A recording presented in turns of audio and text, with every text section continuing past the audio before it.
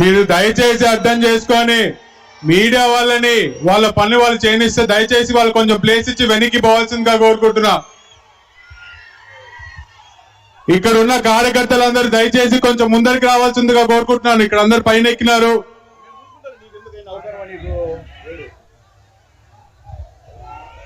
Road మీద ఉన్న జనాలు కూడా దయచేసి లోపలికి రావాల్సిందిగా కోరుకుంటున్నాను. చంద్రబాబు నాయుడు గారు బయలుదేరుతున్నారు ఇంకొక నిమిషంలో. అందరూ దయచేసి లోపలికి రావాల్సిందిగా కోరుకుంటున్నాను.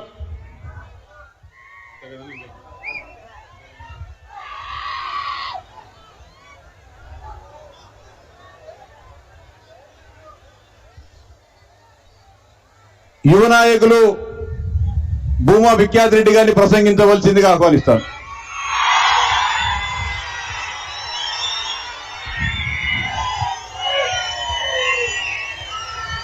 ఇక్కడికి విచ్చేసిన తెలుగుదేశం పార్టీ కార్యకర్తలకు, మా కుటుంబ సభ్యులకు, వేదిక అనుగ్రహించిన పెద్దలందరికీ నా హృదయపూర్వకమైన నమస్కారాలు తెలియజేసుకుంటున్నాను. నిజంగా మీ అందరి ఉత్సాహం చూస్తుంటే ఇది చంద్రబాబు నాయుడు గారు ఎన్నికల బయలు ముగించినట్టు ఆరంభించడానికి వచ్చినట్లేదు. ఇది చంద్రబాబు నాయుడు గారి ముఖ్యమంత్రిగా ఆయన ప్రమాణ స్వీకారం చేయడానికి వచ్చినట్టుగా మీ అందరి ఉత్సాహం నాకు కనిపిస్తుంది.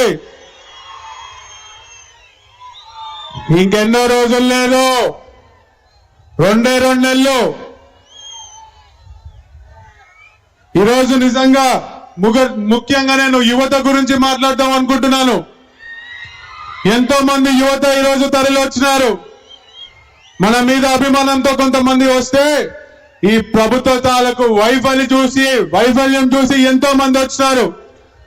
ఎన్నికల ముందు చూసినప్పుడు ప్రతి ఒక్క యువకుడు జగన్మోహన్ రెడ్డి గారి వెంట తిరిగినాడు.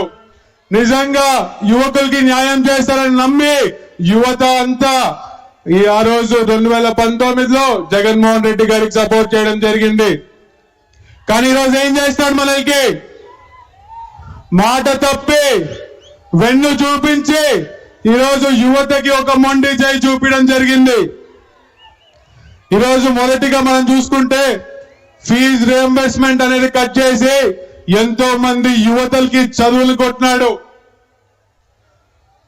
ఉద్యోగాలు లేక ఎంతో మంది యువత పొట్టలు కొట్టినాడు. ఈరోజు ఫీజు రియంబర్స్మెంట్ కట్ చేసినప్పుడు కాలేజీలలో మీకు చదువు చెప్పలేమని చెప్పి పంపిస్తుంటే అప్పో సొప్పో చేసి వాడు నిజంగా ఉద్యోగం కనుక చదివి డిగ్రీ కంప్లీట్ చేసి వాటి బయటికి వస్తే ఉద్యోగాలు లేని పరిస్థితి. ఏందిరా ఈ కర్మ అని ప్రశ్నిస్తే ఈరోజు యువత మీద కేసులు. ఇక్కడ ఉన్న వాళ్ళ ఎంతమంది యువకుల మీద కేసు పడినాయి ఒక్కసారి చేతులు ఎత్తండి. ఎంతమంది మీద కేసులు పడినాయి? ఈరోజు మళ్ళీ రేపొద్దున చంద్రబాబు నాయుడు గారు అధికారంలోకి వస్తారు. ఖచ్చితంగా పడిన ప్రతి అక్రమ కేసుకి ఖచ్చితంగా చంద్రబాబు నాయుడు గారు జవాబు చెప్తారని కూడా తెలియజేసుకుంటున్నాను.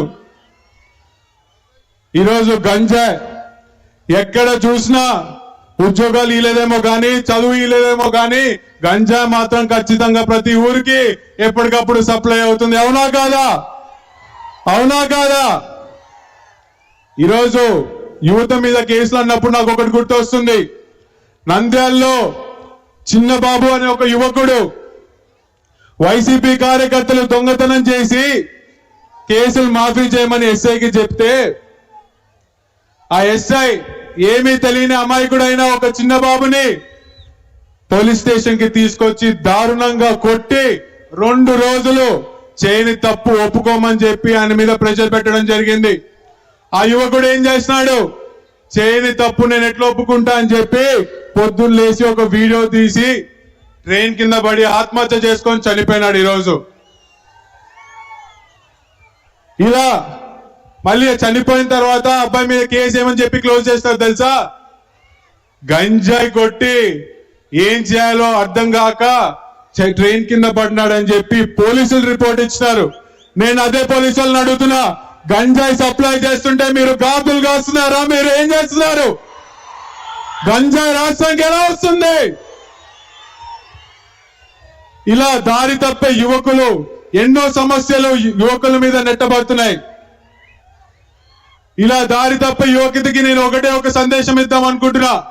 నిజంగా నేను సమస్యలో ఉన్నప్పుడు, నాకు ఇబ్బందిగా ఉన్నప్పుడు నిజంగా ఒక మాట నన్ను బాగా కలిసివేసింది. మహాకవి శ్రీశ్రీ గారు చెప్పినారు, దేహానికి తప్ప దాహానికి పనికిరాని సముద్ర కెరటాలే ఎగసి ఎగసి పడుతుంటే తలుచుకుంటే నీ తలరాత ఇంతే అన్న వాళ్ళని కూడా నీ ముందు తల దించుకునేలా చేయగలిగేది నీ సత్తా. అలాంటిది మన ముందున్న కాస్త సమయం కష్టానికే తల వంచి దారి తప్పితే ఎలా? సృష్టిలో చలనం ఉన్నది ఏది ఆగదు.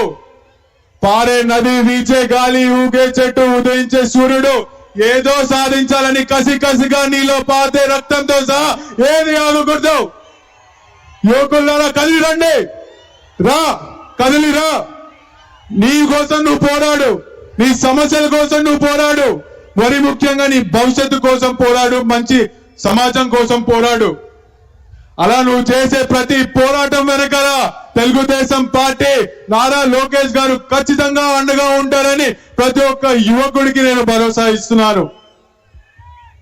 ఈరోజు మీ అందరికీ తెలుసు, శోభా నాగిరెడ్డి మరి భూమా నాగిరెడ్డి గారు తెలుగుదేశం పార్టీకి ఎంత కమిటెడ్ గా పనిచేశారో మీ అందరికీ తెలుసు.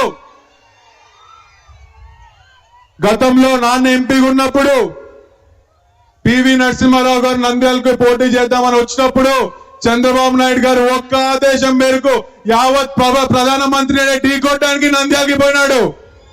అతి తక్కువ మెజారిటీతో ఆ రోజు మనం పోయింది. దాని వెంటనే వచ్చిన ఎలక్షన్స్ తో పార్లమెంట్ రికార్డులే బద్దలు కొట్టేలాగా 4 లక్షల ఓట్లతో మళ్ళీ ఎంపీకి ఈడట్టు పెట్టుకున్నాడు. అది భూమా నాగిరెడ్డి గారికి తెలుగుదేశం పార్టీ పట్ల ఉన్న కమిట్మెంట్. మరి నా తల్లి శోభా నాగిరెడ్డి గారు తెలుగుదేశం పార్టీలో మొదటి మహిళా ఆర్టీసీ చైర్మన్ గా పనిచేశారు. మరి అప్పుడే మీ అందరికీ తెలుసు, దివంగత నేత పరిటాల రవి గారి మీద దాడి జరిగినప్పుడు అమ్మ కూడా పక్కనే ఉండింది. కానీ ఏ రోజు బెదరలేదు. అక్కడ ఉన్నప్పుడు కూడా ఎప్పటికప్పుడు చంద్రబాబు నాయుడు గారికి సమాచారం ఇస్తూ ధైర్యంగా ముందరికెళ్ళింది తప్ప ఎప్పుడు వెనక్కెళ్ళలేదు.